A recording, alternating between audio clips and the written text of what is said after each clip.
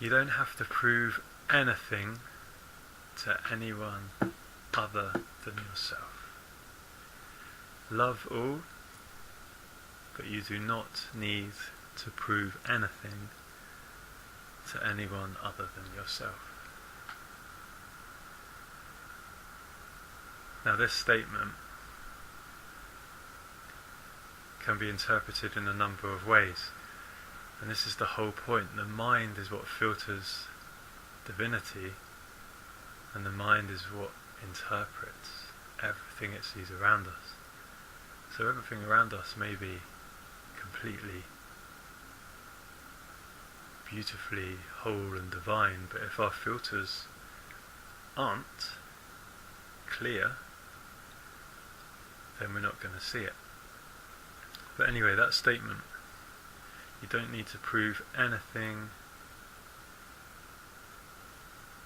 to anybody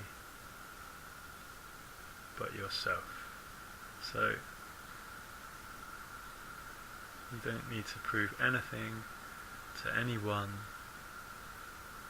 but yourself. Love all, but you do not need to prove anything to any other. So when I say that statement, I don't even like to make the distinction between normal and spiritual, but I mean it from a spiritual perspective.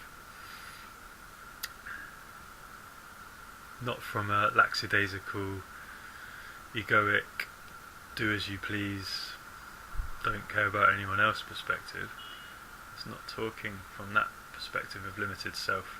It depends where you see self. So this is what I mean about the mind filtering. So you do not need to prove anything to anyone but yourself. So this is where the mind steps in and filters. It says self. What is self? Self is limited identity. Okay, so please yourself, do as you want. Do what feels good. Well, no, I'm not talking like that, because to me self is not that. Self is the greater identity that runs through all of us. It's the life essence that runs through all of us. So when I say you don't need to prove anything to anyone other than yourself, well, there is no other to yourself, because yourself is one and all in one. And being in contact with that, you're constantly referring back to it. It's not even a referring, it's just a natural flow of oneness that tells you what works and what doesn't. So I think we look for validation and proof outside of ourselves until we have the courage to face within and look within and be within. So this is what we were talking about before, presence, coming back to presence. So away from the external separation, fragments of truth and fragments of knowledge and fragments of this and that. That's the separate perspective. And all the separation is for is to lead you back to the whole, where you don't need to prove anything to anyone but yourself, because yourself is that whole, and that's what you're learning to live up to. And we love all, because all is the essence that each one of us comes from. Each one of us. When I say each one of us, the mind might step in and think of, okay, an individual. Each one of us. There is only one of us. There is only one of us. There is only oneness. Each one of us. It's not each unit, it's each version of oneness that we all share. Each one of us. You don't need to prove anything to anyone but yourself. Love all, but you don't need to prove yourself to any other. Self, all, love. This is oneness. This is one. And the other? Well, what is the other to one? All your interactions with people in the world are just interactions not with difference, not with other. There is no other. There is only self. So all our interactions with other people are interactions with the different aspects of ourselves, and just as we get along with some people and not others, we're happy with some aspects of ourselves and not others, and we're all helping each other back to clarity, back to presence. People who press your buttons, well, they're your buttons, they're in your makeup, so it's your job to work on yourself so you don't have buttons that other people can press. It's not other people's responsibility to be nice to you, it's your responsibility to work on yourself, to realise you are part of the whole, where there is no other. It is just you learning of yourself. So if I say this whole experience is just you learning of yourself, if you're interpreting from an egoic perspective, a perspective that sees in terms of physical separation, and a mind that views the world in terms of fragments, then that sounds, you're going to neglect that statement because it's just too selfish. And it is from that perspective. But if you can step up and see a version of self that is broader, deeper than the individual, well, how is that possible? Okay, so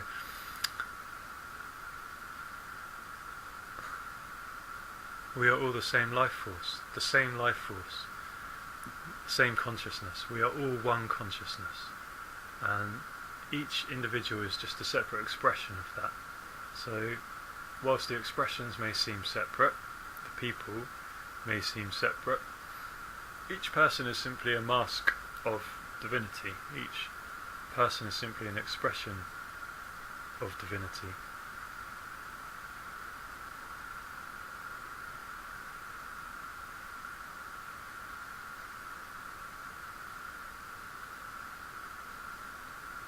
So if we strip away the mask and see what's underneath, we see that there is only oneness, and we are all that. So in viewing the world in physical terms, oneness is elusive. We can't find oneness. We can sort of see it as a collection of parts, kind of like a box of a jigsaw puzzle. But that's a collection of parts, and that's very different from spiritual unity. Spiritual unity is seeing the oneness that is common to all.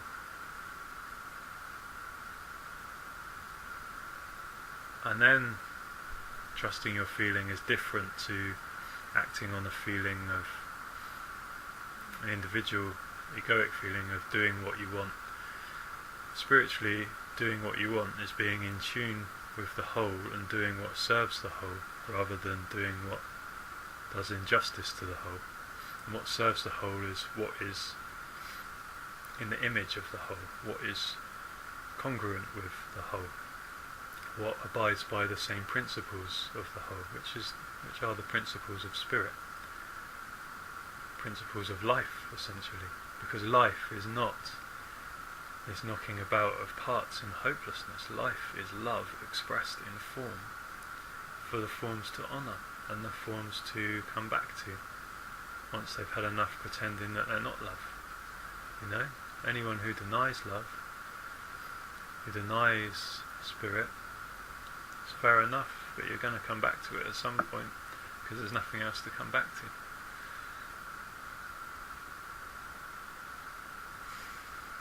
So we're all just different stages of the same journey, and each stage is necessary. Like in spirituality, often there's this tendency to, see it in terms of, oh, I'm more spiritual than you, or this sort of run for enlightenment, but all the stages are necessary because they hold the whole experience here. If we didn't have people in the world who were in ignorance of their self, then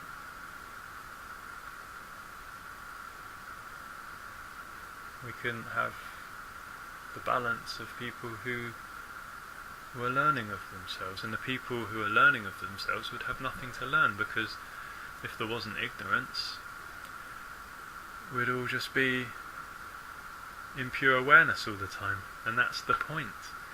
That's the point. All there is pure awareness, and we are there all of the time. Anything else is a dream that we could be something other than who we are. A dream that we could be something other than the consciousness that animates us and is us. And we are all of it. We are the manifestation, and we are the source from which the manifestation flows. Just as the world is all of it, is the rivers, is the lakes, is the mountains, is the hills. We can separate out, if we choose to, for the purpose of enjoying learning. We separate out. But ultimately it's one system. And we can see this on many scales, just as like in the human body, the liver is one system, or even smaller, a cell is one system, but a cell is part of a broader body, is part of an organ, and an organ is part of a broader body, is part of the human body, and the human body is part of a broader body, is part of the world, and the world is part of a broader body, is part of the universe. And the universe has a soul, or a spirit, and this is who we are. And this is what yoga is about. Yoga is about uniting the individual soul, Atman, with the transpersonal universal soul or spirit, Brahman. So yoga is about dissolving our identification with differences. It's not about dissolving our differences, but it's about dissolving our identification with differences to the point where differences don't exist to the perceiver, and there is only one, there is only Brahman, the universal soul. So I've gone on a bit, and I just wanted to basically talk about things I wrote immediately after that last video. So I've written a load of stuff, and so clearing the way to presence. Presence is being in this universal spirit that we are. So true understanding is standing under the principles of love, the principles of spirit, which are the principles of the universe, which are the principles of yourself, the principle of yourself. Not a principle of a school or the standing under an authority that claims to have power over you. In love you are free, and this is your only freedom. So there is no freedom but knowing who you are. There's no freedom but love. In love you have all power, because in love you are all power. In love you are aligned to what power is. Love is power. Any other power is a power based on fragmentation, of separation, which dies, which falls away, which changes, which, the expression, the manifest world is the changeable, shifting and changing sands of time and space, and empires that arise and fall away, towns that are established and then are deserted, cities that grow and pollute and destroy themselves. And it's like in fragmentation there's just arising and falling away, and that's what fragmentation is supposed to be. But there is a permanence, which is love, which is your true essence, which is who you are. So in love you are free, and this is your only freedom. In love you have all power, because in love only then do you deserve it, because you can do no harm. So because you realise when you are in love, I don't mean in love i.e. have feelings for another person, although that could be an expression of this universal love, definitely. I mean love in its broader terms. So, because you can do no harm to another, well, it works both ways. When you know the love you are, you know all others are just different expressions of the same source that you came from, so you can do no harm. And because you do no harm, you're constantly deepening and establishing yourself in love. So yeah, harm to what? To yourself. It's all yourself, because we are all one. So we are clearing the way to presence. Through this knowledge, we are clearing the way to presence. Through this knowledge of ourself, we are clearing the way to presence in its most elevated form. And I mentioned that this is yoga.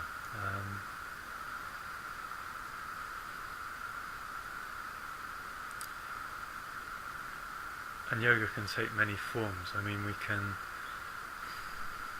come back to divinity through many paths. And yoga itself is a path, and yet it is the universal path. It is a process of direct experience, and direct experience is common to everybody. So it's about becoming conscious of our direct experience. And in the yogic, if we're going to look at it in a yogic word, then we could think about, or we could talk about Raj yoga or Raja yoga, which is the yoga of the mind, the yoga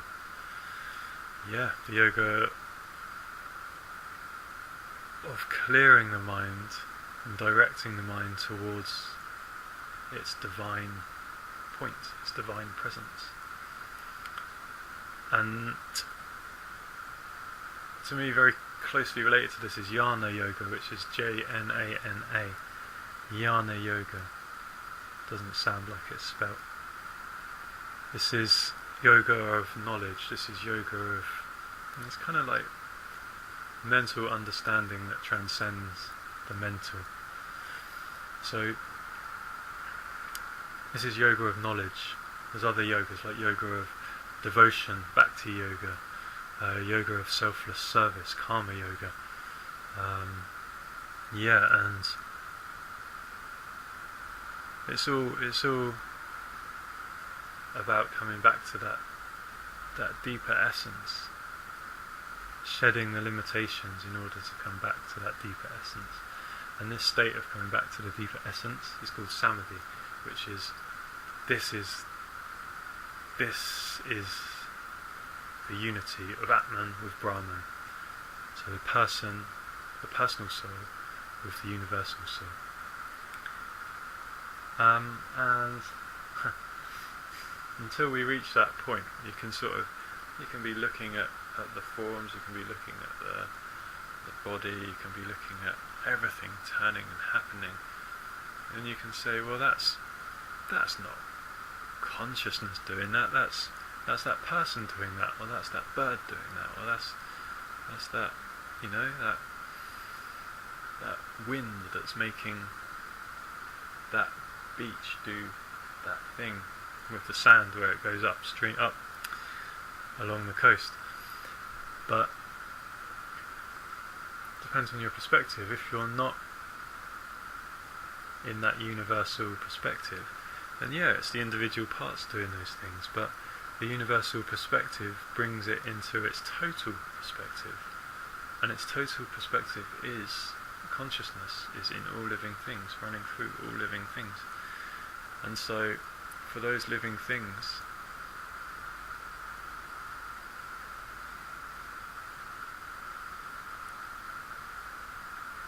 certainly for human beings,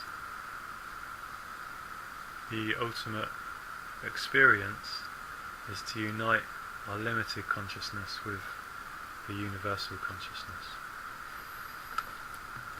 Okay, so words and thoughts can point you there. Words and thoughts pointing you to the truth. They are not truth. They are not presence. They are not awareness. So words and thoughts, they are systems that exist within consciousness to express consciousness. But the expression, because it is born of consciousness, because words, thoughts are born of consciousness, if we forget consciousness and just end up in words and thoughts,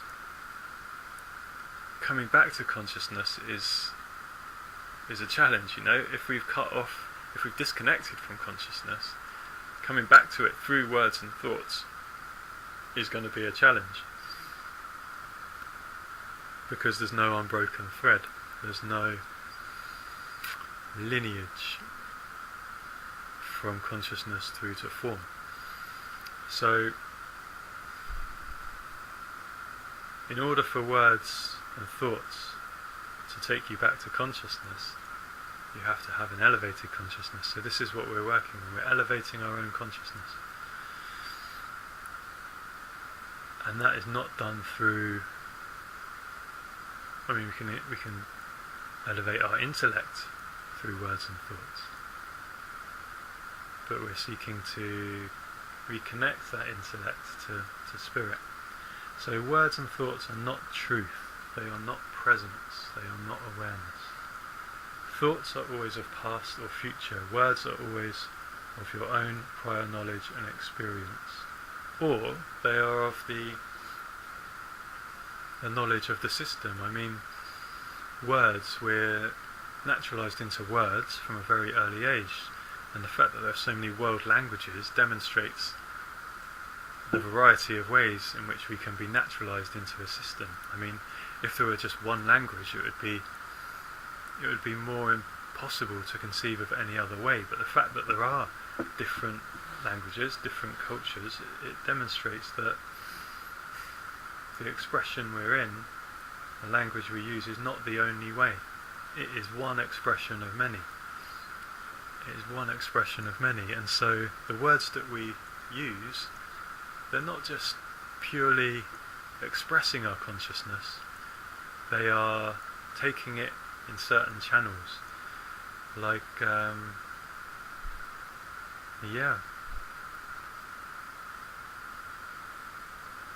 So if we're limited to one language, yes, that language can be English, for example. That language can be a way to express, and an important and beautiful way to share. But we can also only express in certain ways through language. It kind of boxes and limits our thoughts, because we think in language as well. We can think in images and pictures, but when we communicate, often we communicate in words, and those words, although they may be the same, we hear the same words, the meaning we bring to those words depends on our own consciousness, where our consciousness is at. So, words are always of your own prior experience, the knowledge you concretize into your here and now, or they are of someone else's system. You didn't invent words, did you? So why filter your consciousness through them and claim to be understanding yourself? So in functional terms, we can use words very well. They're efficient in terms of functionality. But in terms of describing your consciousness, well, it's employing someone else's tool to describe something far more primal, something far more innate. So why filter your consciousness through words and claim to be describing yourself, claim to be understanding yourself? Yes, filter your consciousness through them if you like, but know you are living someone else's world. What we communicate is beyond the tools we communicate with. So essence, spiritual essence, truth is beyond the words we use to describe it, and this again comes back to words as signposts, words as pointers back to yourself. They are not an end point in themselves, just like your body experience is not an end point in itself. It is pointing back to the truth, and the truth does not stop at words, does not stop at image. So that biblical popularized term, God made man in his own image. So everything produced of God is in the image of God. But if we get lost in the images, the expressions, then we lose truth, because truth does not stop at words, truth does not stop at thoughts, truth does not stop at images. The image is born of the reality, the manifestation is born of the unmanifest impulse to manifest itself. So the image is born of the reality, if not it is nowhere and nothing. So in this case, what are the ramifications of this? You cannot fully understand yourself through thoughts and words. Here and now is unthinkable. Here and now just is. It's beyond thought, beyond words. Going straight to the source is looking directly at ourselves. It must be. If we can't go to the source through words and images, then it's coming back to ourselves, consciousness coming back to itself. Going straight to the source is looking directly at ourselves, bypassing association, bypassing labels, bypassing proxies. Looking directly at ourselves is going straight to the source. And this is the source that we are, this is the life that we are in its purest form. Looking without naming, boxing, labelling. Looking and remaining open, as is all consciousness, you are, in its most elevated and divine form. So I'm reading a lot here. You don't have to live that. You can live a more grounded expression. Sure, everyone chooses where they want to live, how they want to live their life, what way they want to live it. But still, whatever expression you take, it is an expression of consciousness. Spirit is not an expression of the physical, although we can lead ourselves out and back in again through the physical, out and back in from spirit. But always the physical is only ever an expression of spirit, and its most elevated form is united with spirit. For it to exist, to love the spirit, it has to maintain that connection or regain that connection, And that connection is simply our conscious awareness of the connectedness. So if our consciousness is disconnected, our experience is disconnected. If our consciousness is united, then we live an experience of unity. So all we are doing in spirituality is returning to wholeness, leaving our partisan limitations behind. And the process is a process. It can be instant because it's all happening now. But in time and space, to get to that realization, we've got to sort of dream ourselves back to it. We dreamed ourselves away, so we've got to dream ourselves back. So this process is getting our lives in order so that we have the peace that enables us to return. The missing peace. P-E-A-C-E. The missing peace. For whatever you've done, however bad you feel, whatever has happened to you, you are divinity in experience. Follow your feeling. But what is your feeling? Higher or lower? Is it serving something broader than a limited sense of self? Or is it just serving a limited sense of self?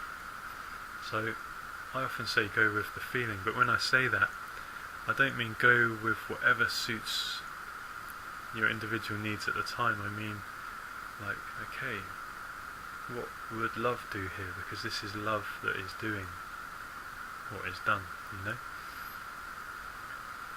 So are you serving just you as part or you as whole? Mind can be attuned to either of these. Mind can be attuned to spirit or limitation. To limitation or spirit. Mind can reflect spirit, which includes the physical as its extension. Or mind can reflect physicality. Mind can reflect, or mind can be subject to what it sees in physicality and interpret reality on those terms. So mind can reflect spirit, which includes the physical, or mind can reflect physicality, which can either divorce itself or unite with the spirit it comes from. So what are you living from? What do you want to live from? How do you want your life to be? Your life is. It just is. Here and now it just is. But in time and space you can choose what you want it to be. And this is what we're here for, in time and space. Why would you not want to express the life that you are? The essence that you are? Yes, the world contains constraints, but they are nowhere within our own consciousness, which can be returned to the purity of all consciousness, and the seeing from there, from here, where we are. So this again is returning to universal spirit. And when we return to universal spirit, we see from universal spirit, and it all makes sense. The dots join up. We express life differently, as we are different expressions of life. Life with a big L. We're learning through our learning, and this is what we are here for. And make no mistake, we are here, always. Okay, cool. So most of that was written down as, just wanting to share that. And on the subject of yoga, that book, Autobiography of a Yogi, just a couple of little bits that I was reading last night or the night before, which really relate to what I'm saying here.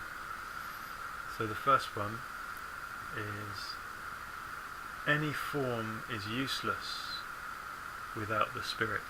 So this is what I'm talking about. Any form is useless without the spirit. Because if it's just a form, it's got no meaning, it's got no purpose. It's just, like I say, floating out in time and space with no connection back to what it was born from and the purpose for which it was born. And all form is born in service to spirit. And spirit is our true identity beyond identity. It's just what is. And you don't need to believe me. Don't believe me. See for yourself. This is what's happening anyway. We are consciousness seeing for itself. What do you choose to see?